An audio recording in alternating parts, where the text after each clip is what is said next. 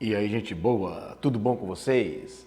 Então, vamos continuar aqui a fazer uns recortes e nos aprofundando mais naquele assunto onde nós tratamos, né, sobre Benjamim. Benjamim ali, no caso, tem a ver com a casa de Israel, uma parte final que nós vemos ali, que são os remanescentes, tá?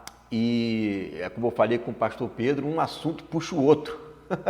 Agora vai começar a descortinar muitas coisas, né? Glória a Deus por isso, tá? Então eu quero tratar aqui agora sobre mais um texto. No vídeo passado eu falei sobre a vinha e nós nos aprofundamos mais sobre a vinha, nós até mostramos uma visão da patrística com relação à vinha que bate exatamente com aquilo que nós ensinamos.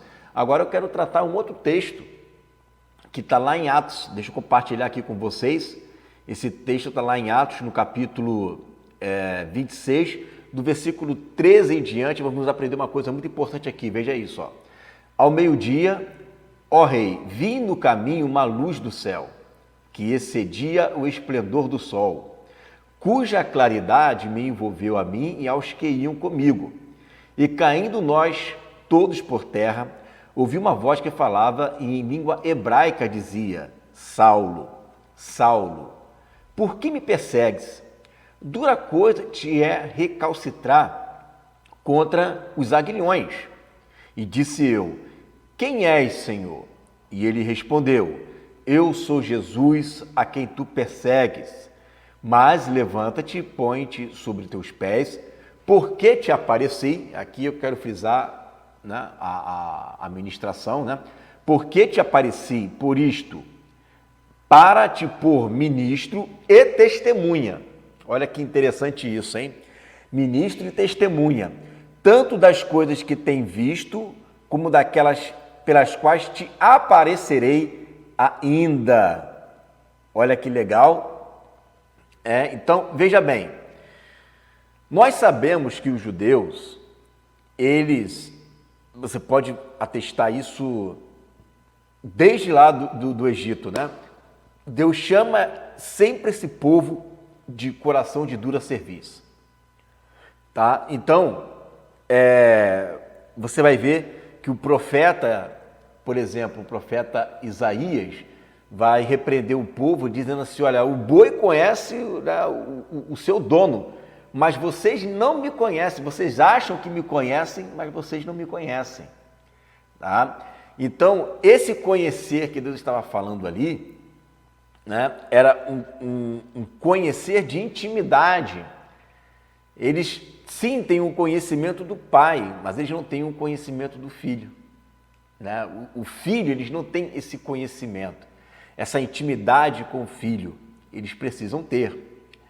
Então, Deus precisa tratar com eles de uma forma diferente, assim como tratou o apóstolo Paulo, porque o apóstolo Paulo era um homem zeloso, era um homem que tinha o prazer, né, nas coisas do Senhor. Ele era um homem que cuidava, né, e tinha esse zelo pela lei, mas ele era tão ortodoxo que se tivesse que matar um seguidor de Jesus, né, Yeshua, como diz a língua hebraica, ele iria matar. Então, você veja que o povo de Israel, Deus, ele precisa fazer com eles de uma forma radical, né? Trabalhar com eles de uma forma radical, como trabalhou com Gideão, como trabalhou com Moisés, por exemplo, né? Sempre de uma forma radical, através de um aparecimento. Às vezes não precisa disso, né? Mas na maioria das vezes, ainda mais para um povo ortodoxo, como foi o apóstolo Paulo, por exemplo, precisou. Só que na medida em que Deus ele aparece, há uma cobrança maior, né? Então, olha só, eu apareci para você, te aparecerei mais ainda, né? Vão haver outras aparições, né? Mas isso tem um porquê dessas aparições. Essas aparições existem para te dar força para aquilo que há de acontecer. E olha que interessante, né, que essa palavra aparecer ali, está aí destacado, né, bem do ladinho aqui, ó, vou ver se consigo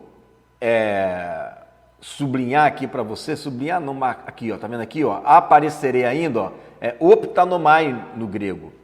Aparecerei é optanomai. Então, este aparecer não é um aparecer num sonho, não é tipo assim, algo irreal, né? Uma visão irreal, não. Esse optanomai, todas as vezes que ele aparece ali no grego, é, de fato, uma visão que é real, é algo real. Por exemplo, diz assim, lá em Apocalipse, então aparecerá no céu o sinal do Filho do Homem, optanomai. Então abriu-se o céu e foi visto a arca da aliança, optanomai. Então essa palavra optanomai ali, aparecer, ela traz realmente um sentido, né, de uma visão real. É como se aparecesse um anjo aqui agora, né, e eu interagisse com esse anjo. Então eu não estou apenas tendo uma mera visão na minha mente, né, um sonho. Eu estou vendo realmente algo ali na minha frente, como foi com Paulo. E aí, olha que interessante, vou abrir aqui com vocês esse texto, que está lá em Atos. Olha aqui comigo esse texto que está aqui em Atos, no capítulo 2, no versículo 17. Olha aí que interessante esse texto, olha só. E acontecerá nos últimos dias, diz o Senhor, isso nos últimos dias começou desde lá de Atos, que derramarei do meu espírito sobre toda a carne. Vossos filhos e vossas filhas profetizarão, vossos jovens terão visões. Agora preste atenção que esse momento aqui do avivamento é o avivamento da chuva temporã, é o avivamento de Pentecoste, aonde é a primeira chuva, que Paulo também chama em Romanos capítulo 8 de as primícias do Espírito, tá? E nós sabemos que as profecias, elas são cíclicas, né? Elas vão e voltam, tá? Então percebe o seguinte, esse avivamento, ele vai acontecer, né, na vida de alguém que nunca teve, ou na vida de um grupo que nunca teve. Aconteceu lá em Atos, né? Mas vai acontecer de novo, né, no fim dos tempos. E veja o que acontece aqui, ó. Vossos jovens terão visões. A palavra terão visões aqui não é ter visão, é optanomai. A tradução mais correta para essa passagem aqui seria assim: e os vossos jovens terão aparecimentos em visões, né? Ou terão visões de aparecimento. Como fica um pouco complicado de traduzir, porque se fosse traduzir mesmo à risca, seria assim: e os vossos jovens aos vossos jovens aparecerá visões. Uma tradução mais correta, né? Vossos jovens, aos vossos jovens aparecerá visões. Mas se vai aparecer visão, então que visão é essa? Terá uma visão, né? Uma aparência visível aos nossos olhos, né? Os vossos jovens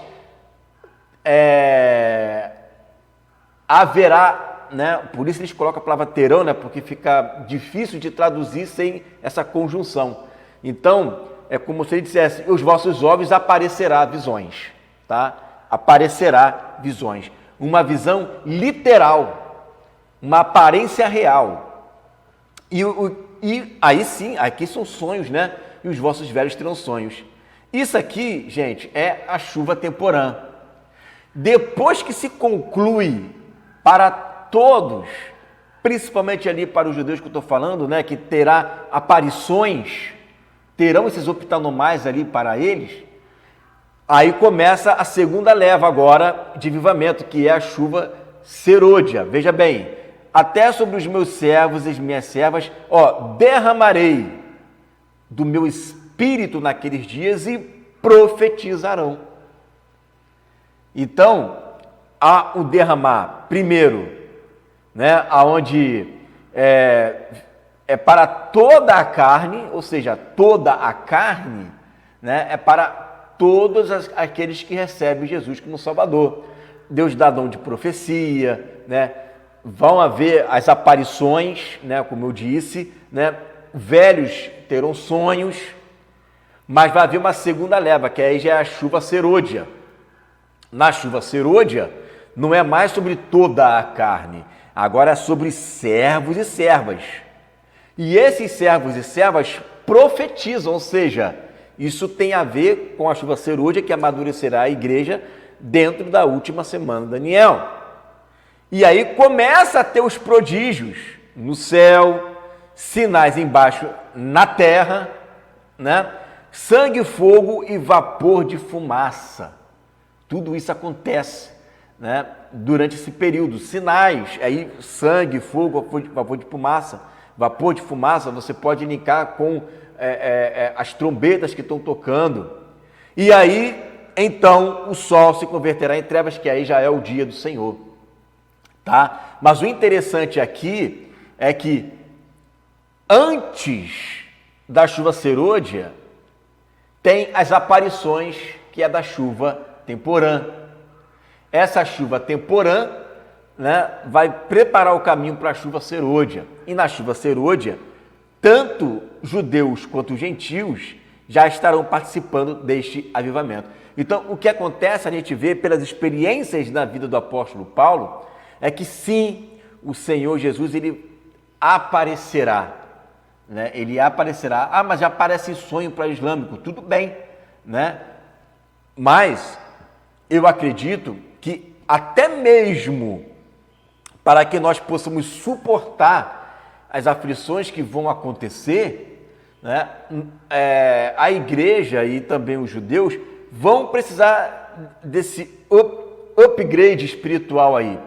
Né? Lembra lá de Estevão, em Atos capítulo 7, quando ele está pronto para ser apedrejado, ele olha para o céu e vê o filho em pé, olhando para ele. Né? Isso dá forças para Estevão falar: Senhor, Jesus, perdoa essa galera porque eles não sabem o que estão fazendo. Perdoa eles. Né? Eles não têm noção do que estão fazendo. E ele começa a interceder, mesmo em face da morte. Só em olhar, ele ter essa optanomai, ele ter essa visão de Jesus aparecendo para ele, isso fortalece ele, né? Tanto é que no texto que nós lemos aqui de Atos, quando Jesus ele fala: olha, apareci para você, vou aparecer mais vezes. Por que eu vou aparecer mais vezes? Porque você vai precisar dessas aparições. Vai precisar por quê? Porque eu vou te trazer revelações e porque você vai sofrer pelo meu nome. Você vai ver o quanto importa sofrer pelo meu nome. E os judeus ali vão sofrer muito, né? Nas mãos ali do anticristo. Eles estão no olho do furacão, né? Exatamente aonde vai estar assentado, né, o falso Messias, e as tropas inimigas estarão ali todos juntos, sufocando ali a maioria, né, a maior parte, né, dos judeus vão estar ali. Então, eles vão sim, né, precisar, nós vamos precisar também, né, porque a igreja vai estar vivendo momentos de se encontrar com o Senhor, como diz lá em Oséias, face a face. Não é isso que está lá? Face a face? Então, são momentos que o Senhor vai precisar, vamos colocar assim, né, de fazer conforme ele fez lá com o povo de Israel, com os seus profetas, onde Deus apareceu para Abraão, apareceu para Jacó, para Isaac, apareceu, né, para Moisés, né? Então, houve esses aparecimentos dele ali. Ele apareceu lá no Monte da Transfiguração, e nós sabemos que o Monte da Transfiguração é um prelúdio da última semana de Daniel, e ele apareceu também para os discípulos e para os apóstolos. Então não pense que a última semana de Daniel vai ser só sofrimento, é deserto. Não, é o momento onde Deus de fato vai se revelar. E essa revelação é que traz juízo. Porque quanto mais glória tem naquele local, onde mais avivamento tem naquela situação, naquele espaço geográfico, mais juízo tem também. Por isso que é um dos dias do Filho do Homem. É um dos dias do Filho do Homem. Então, se tem juízo, é porque existe também um grande avivamento naquele momento. É uma frase que eu sempre gosto de falar, né? Eu tenho duas notícias para te dar, uma boa e uma ruim. Qual é a boa? A boa é que Jesus está aqui. E qual é a ruim? A ruim é que Jesus está aqui. Né? Ou seja, aonde existe maior manifestação dele, existe maior juízo. As trombetas estão sendo tocadas porque Jesus está aparecendo. Jesus ele está manifestando, ele aparece tanto para nós como aparece através de nós. Né? Vai ser um momento em que nós vamos poder dizer, quem vê a mim, vê Jesus. Né? São os diversos Cristos andando na terra naquele momento, inclusive para os judeus. Então, é uma série de coisas que estão acontecendo naquele momento, aonde todos estão participando. Eu sempre falo isso, os céus estão em constante movimento na última semana de Daniel. Anjos estão subindo, descendo, saindo do santuário, né? Fumaça para tudo quanto é lado, né? Está havendo um verdadeiro movimento espiritual. E as aparições de Jesus, eu creio, eu sempre ensinei isso, as aparições de Jesus vão acontecer, ele vai aparecer, né? Para a igreja, porque a igreja ela não vai passar por uma situação dessa, né? Digo as testemunhas, sem um suporte espiritual para isso. Deus não vai fazer isso, Deus vai dar o suporte espiritual.